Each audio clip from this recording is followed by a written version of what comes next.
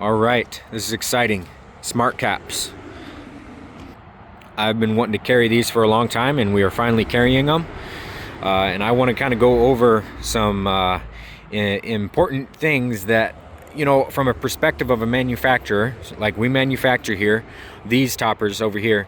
I want to give you a manufacturer's perspective of another manufacturer's product, and kind of go over a lot of stuff with these and tell you why we decided to start carrying them, what we think of them, how you can buy them, where are these things coming from, what are the fail points really to these in our opinion, because when you're spending money on this stuff, I think it's important to take the time to think about these aspects.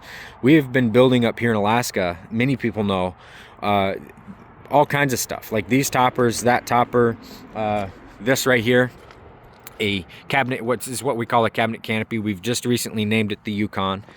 We build all kinds of stuff. I can show you those things here in a second or in another video.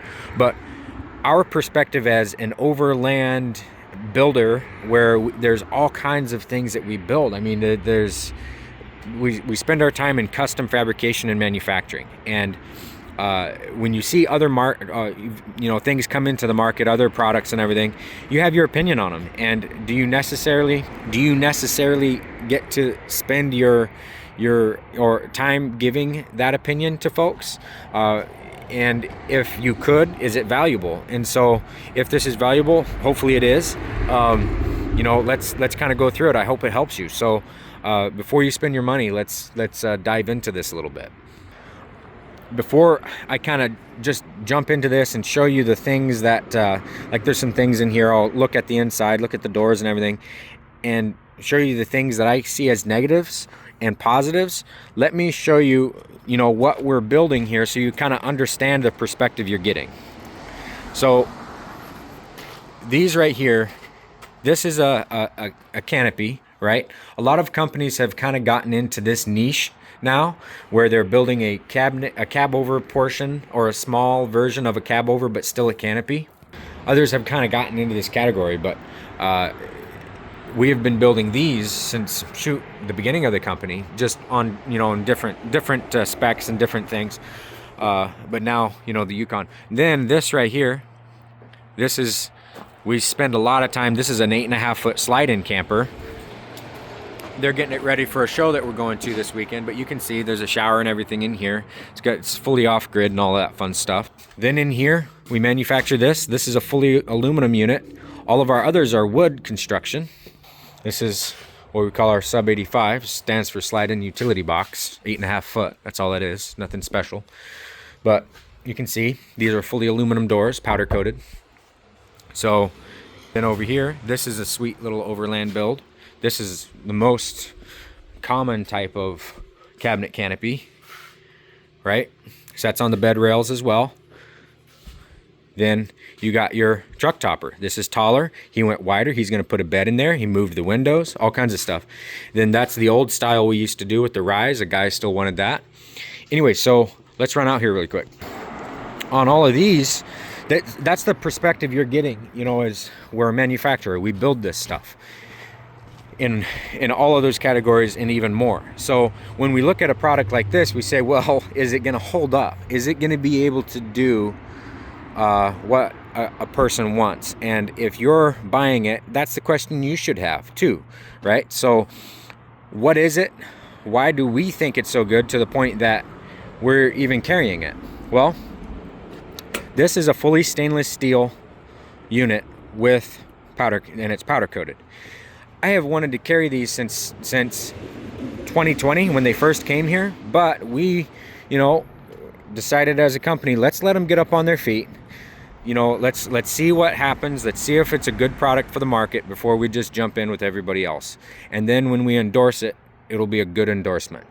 So now we're carrying them because even though we build a canopy in this category, which is called our tapered topper, I think they do a better job on that category than we do. And that is in the aesthetic. It's got to look tight to the truck. It's got a contour to the cab and all of that. You want it to be, a little bit more sleek. You don't need a whole lot of interior space, all of that. they do a very good job, and I think they are way better than any fiberglass topper out there, or many of the other toppers that are not quite fiberglass but very similar, right? These guys win. That's my opinion. But they've got some drawbacks with some stuff that I'm not so crazy about and keen on. But we'll see. Maybe I'm wrong. I'm willing to be wrong. I like to be proven wrong, you know, and but, you know, proceed critically but optimistically, right? That's how anybody who's going to be dropping money is going to proceed anyway. So I'm going to proceed the same way in any new product. So for our unit, our taper topper, you can see it on our website. We do a version of it, but with our production method, it's very hard to get these corners real nice and clean and get this top front corner nice and clean in a way that I am proud of. And then your interior volume, I'm not as crazy with the amount of interior volume on our units that you get. There's not a whole bunch with the one that we build of upgrade capability into the future. If you're just wanting to cover the truck bed and that's it, I would say the taper topper is good.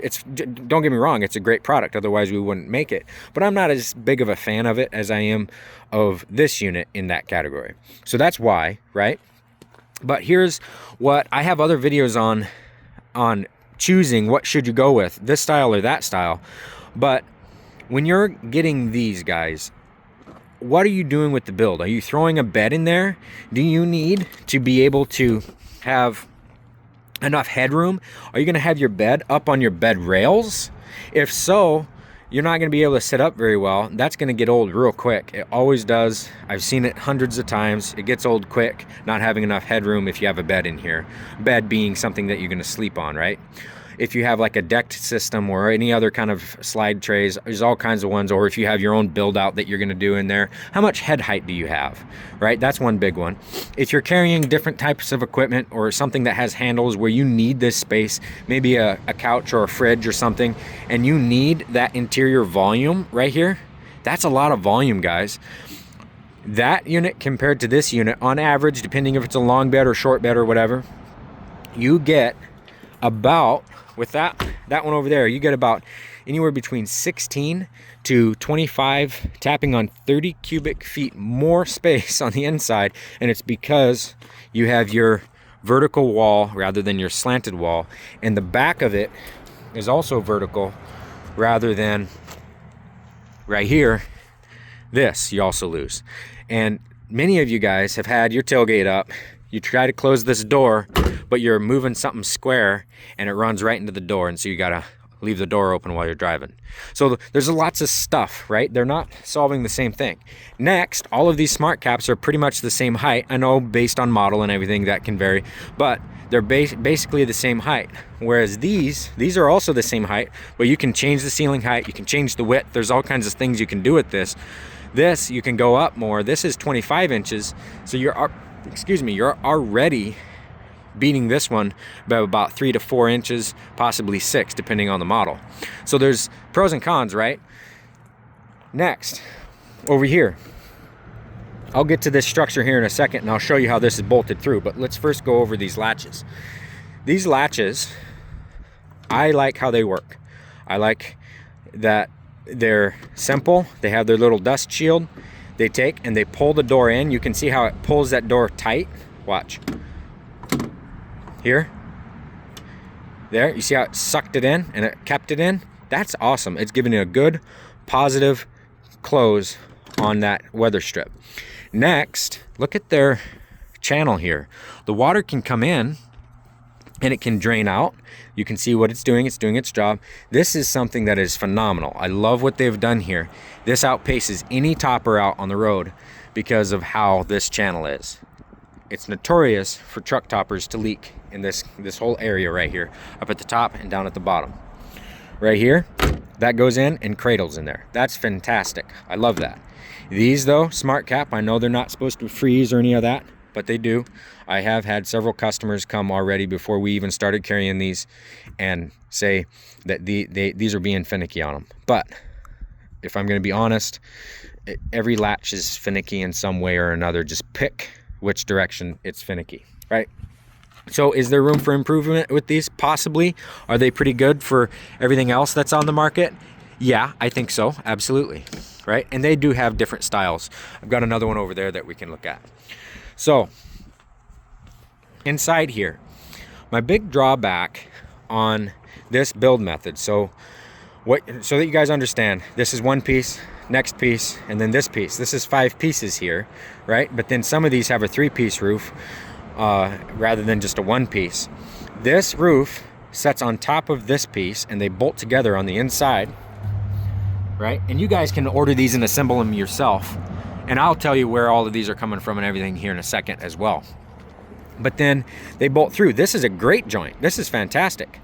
My concern is here, right? This type of foam is designed to not have a memory on its crushed side to where it will try to push against that bracket, right? Or those 2 pieces to where it has its rigidity to press out against and allow movement without it remembering that it was crushed too much, right? Like most open cell foams do.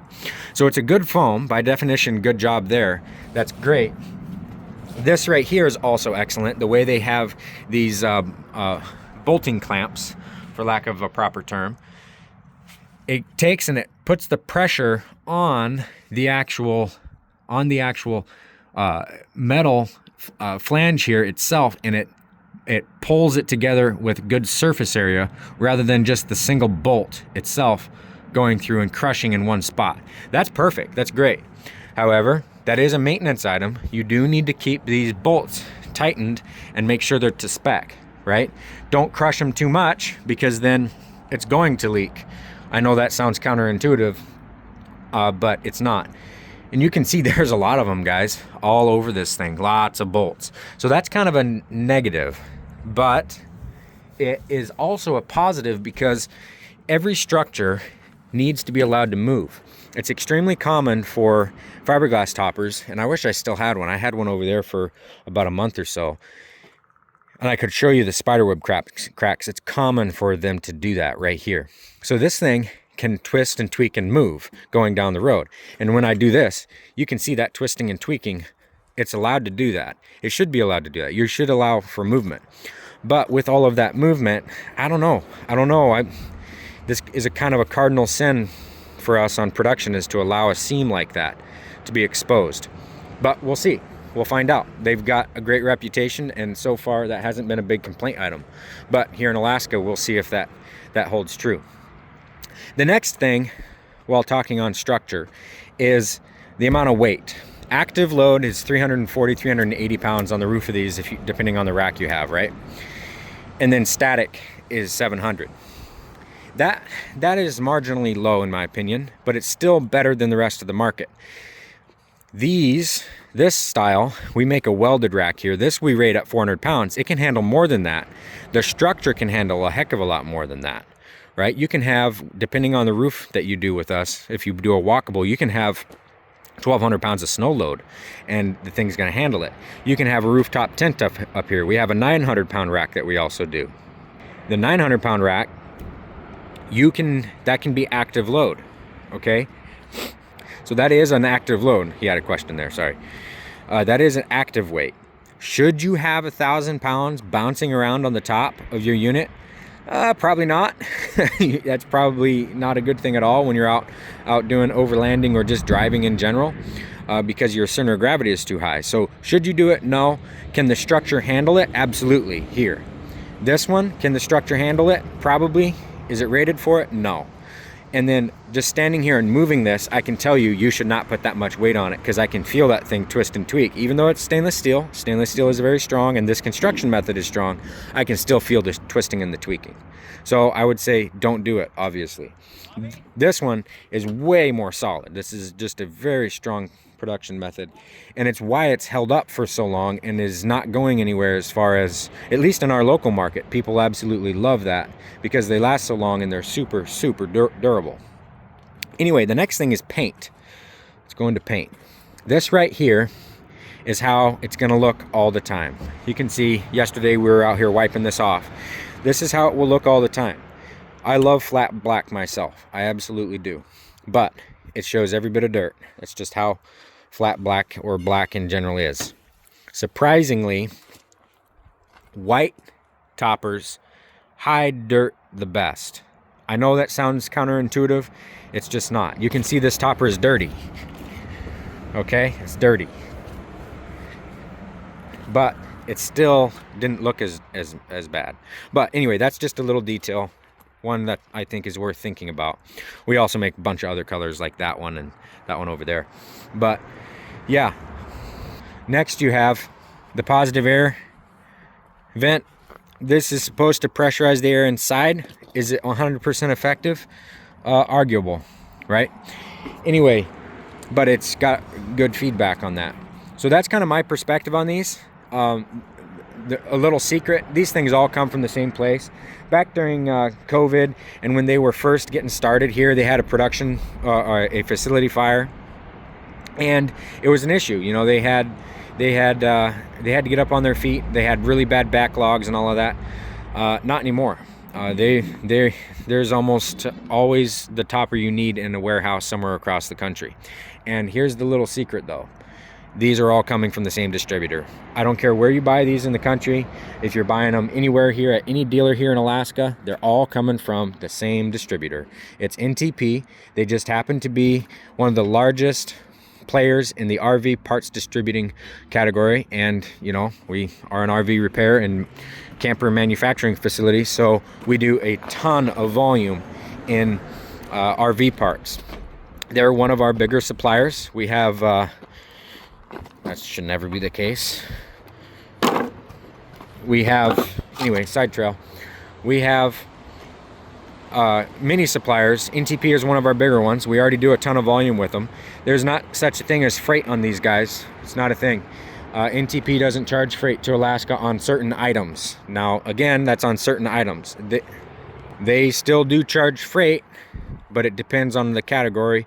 Some of these things do have a freight charge, but it's not unilateral. Most of the time there's not a freight charge on these toppers.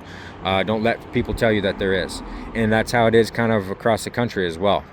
Now on the upgrade items, right, like your bar rails or your platform racks or your different panels here, your different doors. Oh, that's another negative that I forgot to mention. I'll cover that in a sec. This is an adventurer model, so is that one over there. Anyway, there you might see special cases of freight on certain items if they're below a certain dollar figure. But yeah, they're all coming from the same place. That's just the truth. Not many people want to reveal that, but it's just how it is. So the way it really works when you're trying to buy these is you go to the RSI website, you see whatever model and part number that you're trying to get for your specific truck fit and then your specific upgrade. You give your dealer that model upgrade and they're just ordering it for you. You can order it yourself and have it delivered at that particular dealer, whoever's listed. And it's just a matter of customer service, if I'm going to be completely open and honest with you. It's just a customer service thing. And that's something that we pride ourselves in, and we demand our team does an excellent job at that. If you want us to assemble it, we have an assembly fee, just like everybody else is. But because of the amount of volume that we do with NTP, we get better prices on these than many people do. And we can give better prices because we just, again, it's a volume game. So you're probably going to get a better price with us anyway. If this is even the type that you want, it might be worth talking about these other styles to see if those are ones that you need. Like this one's taller. I got other videos on that. SmartCaps. This is the other style right here. Okay. Now the windows, they do not have bug screens on their windows. That's up to the fabricators to solve. We do a lot of fabricating here, so we can solve that. I'm still kind of working on that. Got another gentleman I'm working on that with, but we can solve the bug screen issue. I'm sure there's always something possible when you turn on your fabricating mind. Anyway, guys, I hope this was a helpful video. You're welcome to ask a quote from us. Give us your list of model numbers. Yeah, or your part numbers and everything that you want to order. Come and chat with us. You can come down here if you're here in Alaska and you're wanting to work with us. You can come down here and look at all of the stuff that we're building and see really what works for you. Is this what you want, or do you want something that's a lot more utility, a lot more interior volume, a little bit stronger for gear on the outside, has more upfitting capability later on in the future. Anyway, happy to work with you. I hope this was helpful. Thanks for watching, and good luck with your build.